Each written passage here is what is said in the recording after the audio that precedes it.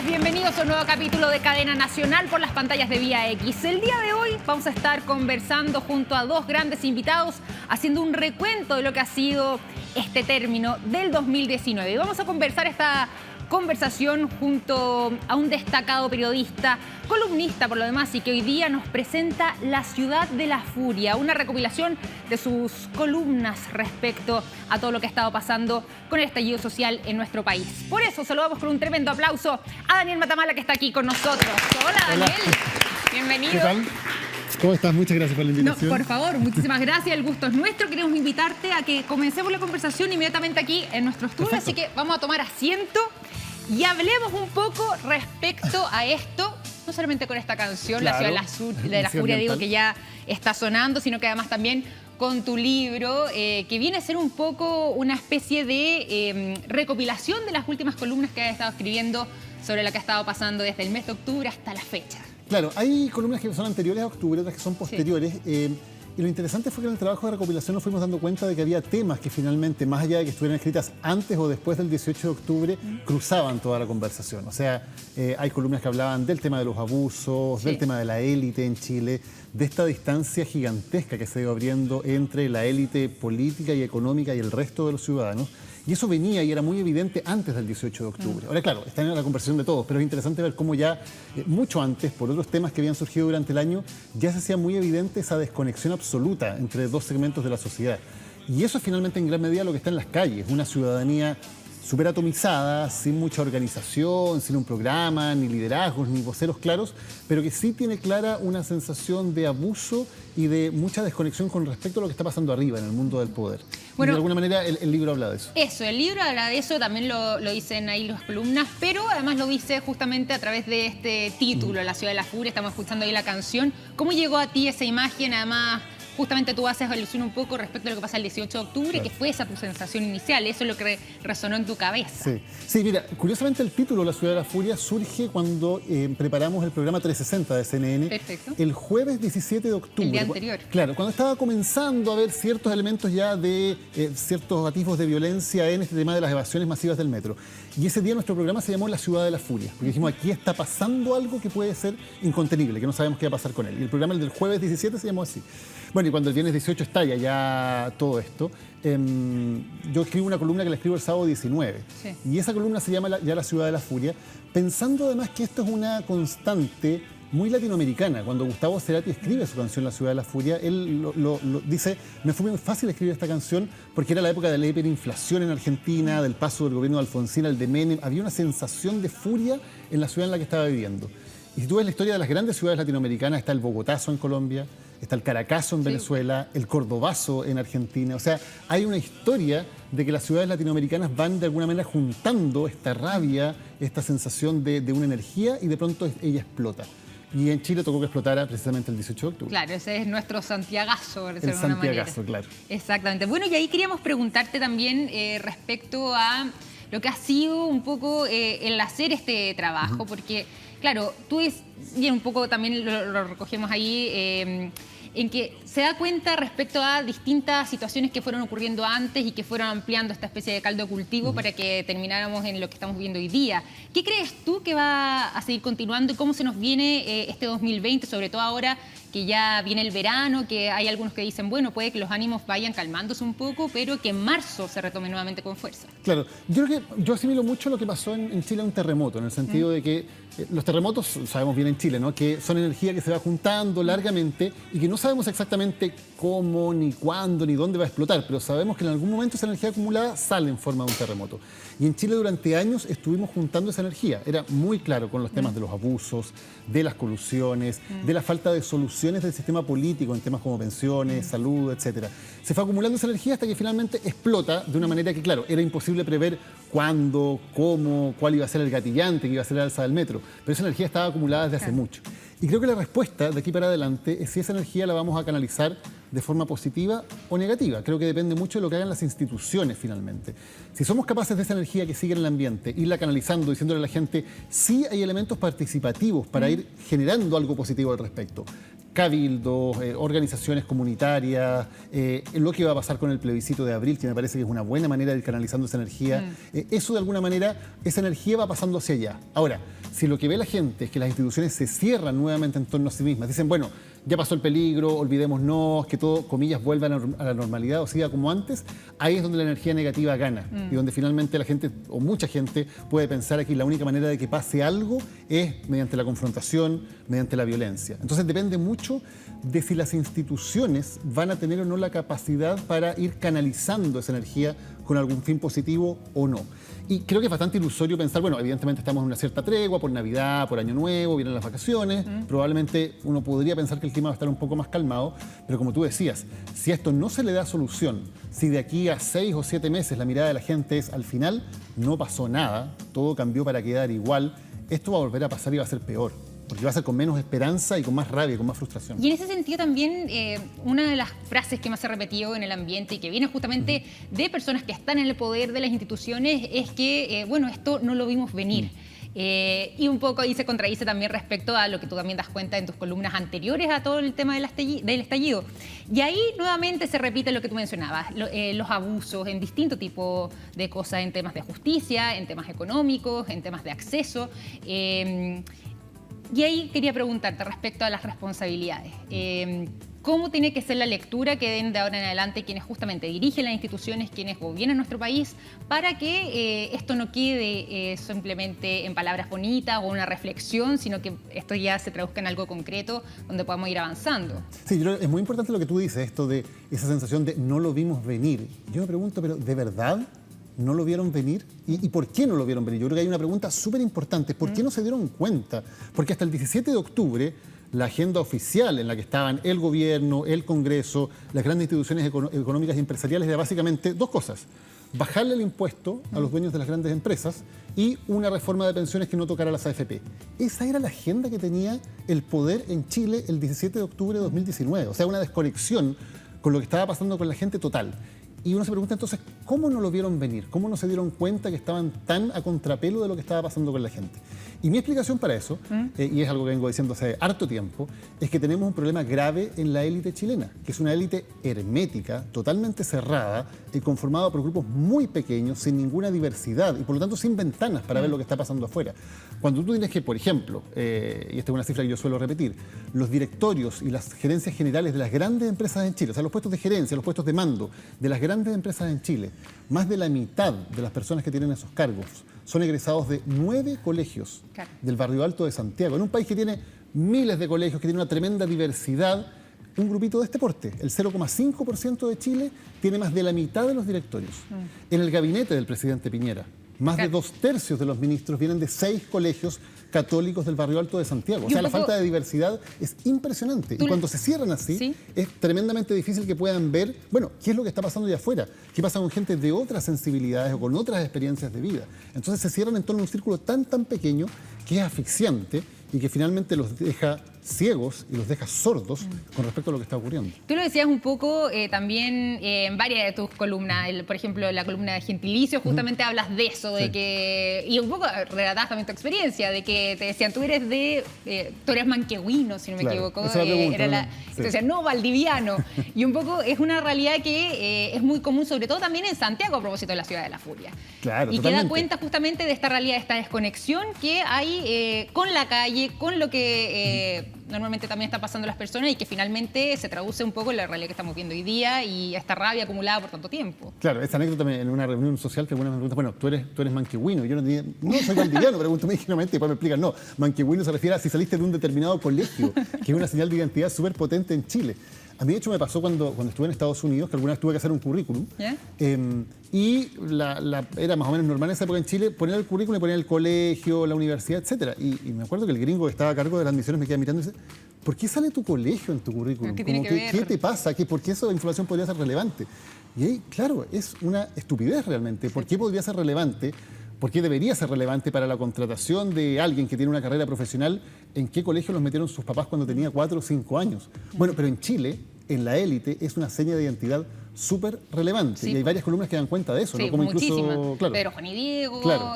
Bueno, y hay muchísimas veces se repite también esto a lo largo de de las columnas que hemos estado más revisando, recopilando también, que están ahí incluidas dentro del libro. Pero dentro de eso mismo, ¿qué pasa ahí también un poco con el modelo? ¿Qué pasa ahí también con las responsabilidades justamente en que este tipo de situaciones se sigan reiterando en nuestro país y que para nosotros sean tan normales, pero que vistas de afuera son cero habituales? Porque un poco tú lo decías, en un país como Estados Unidos, que por lo demás tampoco, digamos que es el lugar donde tenga un modelo económico y social muy diferente al nuestro. Es que precisamente lo interesante es eso. A mí me interesa mucho hacer la comparación, por ejemplo, con Estados Unidos. O sea, ¿cómo funciona un capitalismo que realmente es capitalista? Que realmente cree en el libre mercado, que realmente cree en la libre competencia, donde se intenta, por ejemplo, que la meritocracia sea un factor fundamental. Bueno, y comparémoslo con Chile, que en teoría también se busca eso, ¿no? Claro. En teoría tenemos una élite que dice que es de libre mercado, que dice que es de libre competencia, pero luego vemos que está lleno por todas partes de monopolios, de oligopolios, de colusiones, de abusos, que dice creer en la meritocracia, pero vemos que no eligen por méritos a la gente de la que se rodean en los altos puestos directivos. Eligen por el compañero de colegio, el familiar, el que va a la misma iglesia, el que va en el mismo lugar. Finalmente por relaciones sociales, no por méritos. Y esa es una forma de organización que en rigor es precapitalista, no es capitalista. El capitalismo realmente debería buscar que a través de la competencia existe un libre mercado y por lo tanto una empresa que quisiera estar compitiendo en un libre mercado tiene que buscar a los mejores. No se puede dar el lujo de decir, mira, voy a contratar a este que es más o menos pero que es mi primo o que es mi compañero de colegio. Y en Chile sí pasa eso. Entonces la pregunta es, ¿por qué ocurre eso? Y yo creo que una de las respuestas fundamentales es porque no tenemos realmente una libre competencia en muchos mercados. O sea, cuando tenemos mercados, como muchos mercados en Chile, que son muy poco competitivos, donde hay 2 o 3 empresas, uno se pregunta, si hay 2 o 3 empresas, finalmente, y si además se conocen entre ellos, el gerente general es familiar o compañero de colegio del gerente general de la otra empresa, ¿realmente están los incentivos puestos para que se saquen en la cresta compitiendo en beneficio de los consumidores? ¿O más bien van a juntarse el domingo en la playa y van a decir, ¿para qué vamos a pelear? Y ese ejemplo uno lo ve desde la moneda hacia abajo. Pues para que decir, o sea, ya partiendo por, nuestro palacio de gobierno, la casa de nuestro Estado, de alguna manera, y de ahí para abajo, o sea, esto es una realidad que está totalmente incrustada casi en la cultura chilena y sin que vaya mayor alarma, porque más allá de ciertos comentarios, igual termina realizándose, igual termina ejecutándose y parece quedar. Es que como siempre se han hecho las cosas. El problema es no entender que ahora hay una clase media mucho más informada, mucho más preparada, con mucho más acceso a la universidad, más profesional, que, claro, ahora empieza a mirar lo que está pasando en ciertas esferas de la sociedad y dice, esto no puede ser. O sea, ¿por qué yo, que también tengo mi título, que me he esforzado, qué sé yo, por qué yo no puedo tener acceso a llegar a esos mandos si tengo todos los méritos para hacerlo? Y por ejemplo, un ejemplo que suele ponerse mucho cuando se habla de esto de la selección es el del fútbol, ¿no? La selección de fútbol. Bueno, la selección de fútbol es tal vez uno de los únicos aspectos en Chile donde sí hay una meritocracia para llegar arriba. O sea, efectivamente los que llegan arriba son, porque han sido los mejores en una competencia súper abierta, ¿no? En los clubes, etcétera, y finalmente los que llegan son efectivamente la selección. Y fíjate lo que pasa. Los seleccionados vienen ¿de dónde? De Tocopilla, de Renca, de Conchalí, de Angol, de Buin, de Las Condes también, de todas partes de Chile. Ahí están los mejores porque los talentos están distribuidos de manera igualitaria. Imagínate qué pasaría si nuestra élite económica, nuestra élite política también tuviera esa diversidad. Claro. Tendríamos muchos más talentos que hoy día quedan a mitad de camino, que no tienen ninguna posibilidad de desplegarse, si estarían en los altos puestos. O haz la comparación contraria. ¿Hubiéramos ganado alguna vez la Copa América si hubiéramos dicho, mira, sabes que de la selección todo el mediocampo y la delantera tienen que haber estudiado solamente en 6 colegios del barrio Alto de Santiago? Claro. Todos los demás quedan fuera. Evidentemente estaríamos dejando gran parte del talento de Chile afuera. Entonces, eso que nos parece tan absurdo cuando hablamos de fútbol, por ejemplo, ¿por qué nos parece o está totalmente normalizado que sea así cuando hablamos de la política o cuando hablamos de la gran empresa en Chile?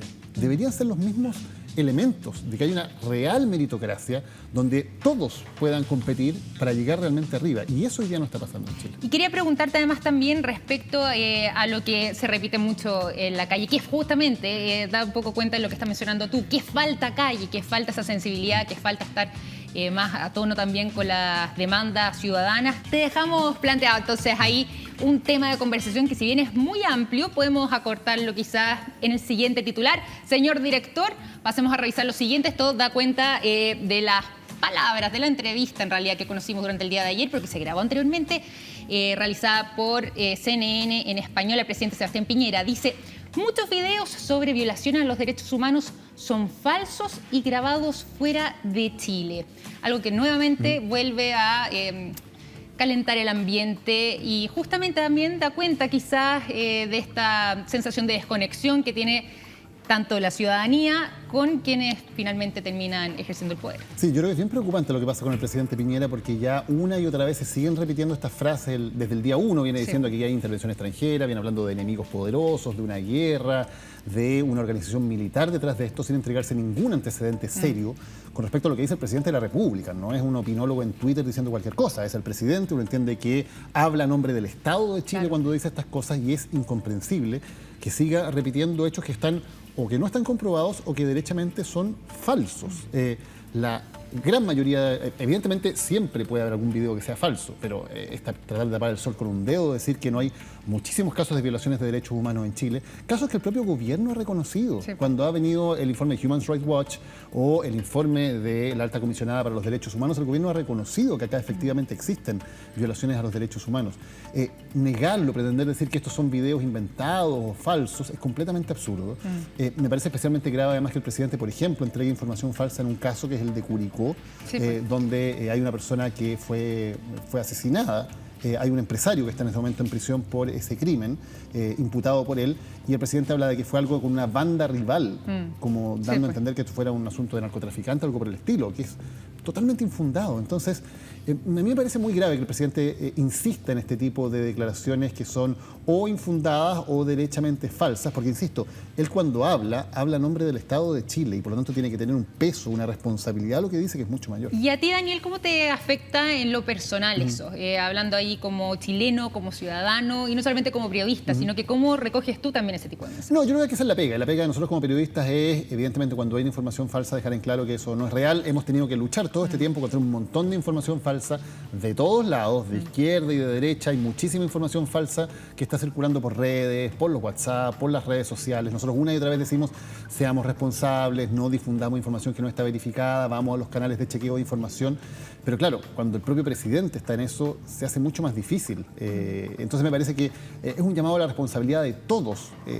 Yo siempre hablo de la responsabilidad de no solamente la gente que trabaja en los medios, cualquier persona hoy en Chile que tiene un teléfono ya es un medio de comunicación, porque ahí tú estás difundiendo información que muchas veces no chequeas sobre, te llegó algo al WhatsApp, por ejemplo, te parece que puede ser algo importante, inmediatamente lo empiezas a difundir por tus redes. Y la gente confía en eso porque viene de una persona que conoce, pero no sabe cuál es el origen de la información. Exacto, y además también, a propósito de la gente que está justamente monitoreando el tema de las fake news y que está sobre esto, dice que claro, que además también uno tiende a replicar la información que le hace coherente con el propio discurso, con lo que uno mismo piensa. Sí.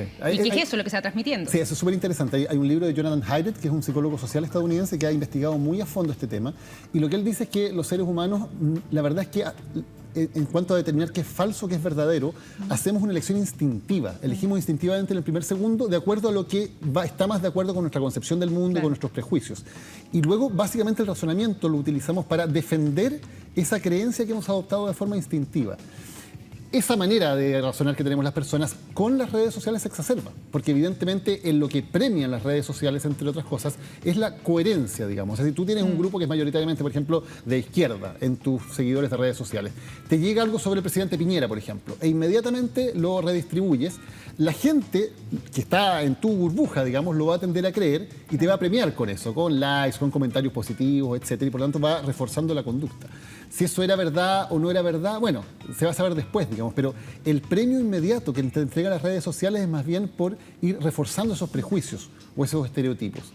Y por eso mismo es que todos tenemos que hacer, creo que, un sentido especial de decir, a ver, ¿dónde está mi responsabilidad aquí?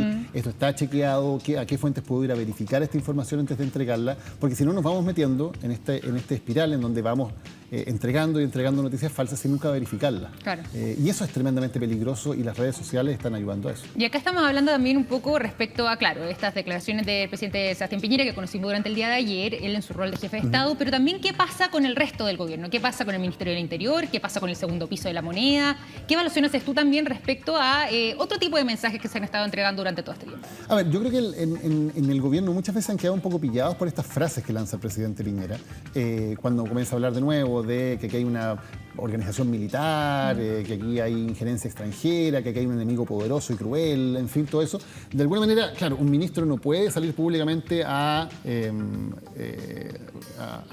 rectificar lo que ha dicho el presidente. Entonces tienen que de alguna manera buscar una forma de presentar como razonables sus explicaciones, y ahí se empiezan a cometer errores uno tras otro, como este famoso informe supuestamente de Big Data, que tampoco es Big Data, digamos, que nadie sabe quién lo hizo, nadie sabe quién lo pagó, nadie sabe con qué intenciones se le presenta al gobierno, el gobierno lo redistribuye, se lo entrega a la fiscalía como si fuera una prueba de delitos, algo totalmente absurdo. Pero creo que toda esta seguidilla de errores parte por ministros que están tratando de alguna manera de justificar lo que dice el presidente. ¿Qué pasa ahí con lo que la situación que además también se replicó muchísimo en las redes sociales y a través de distintos medios de comunicación sobre las palabras de justamente Gonzalo Blumer respecto a el tema de cortar carreteras, de las barricadas y un poco, bueno, ahí tenemos de hecho el titular, respecto a la pregunta que tú le hacías, justamente con llegar a acuerdos con el movimiento No Más TAC. Y un poco la contradicción que hay implícita detrás de esas declaraciones de su parte. Sí, bueno, yo creo que este es un poco el trabajo que tenemos los periodistas cuando entrevistamos a alguna autoridad, a una persona que está en el mundo del poder, de que la gente pueda evaluar la coherencia de lo que están haciendo y lo que están diciendo. En ese caso, evidentemente, había una tremenda incoherencia de, por un lado, castigar de manera muy fuerte cualquier corte de carretera, cualquier corte de calle, y por otro, que venían de una negociación en donde habían entregado una serie de regalías a un movimiento que precisamente había hecho eso, había cortado carretera, habían hecho hasta un asado en la mitad de una autopista en Santiago. Sí, pues. Entonces había una contradicción que creo que uno como periodista tiene que poner de relieve, y ahí la autoridad dará las explicaciones y la gente verá si las explicaciones le parecen razonables o no, pero uno tiene que hacer la pregunta, por supuesto. A propósito de preguntas, nosotros tenemos un cuestionario corto, un cuestionario express que tenemos acá en Cadena Nacional. Te vamos a tirar algunos conceptos y ahí nos gustaría si nos puedes dar o en una palabra o en una frase ahí breve tu opinión respecto al concepto que estamos mencionando. ¿Te parece? Ya. Entonces, esto es nuestro cuestionario corto aquí en Cadena Nacional y vamos a comenzar con el primer concepto. Oye, pero esa de música, esta noche. ya me puse nervioso. Ya. ¿Te pusiste nervioso?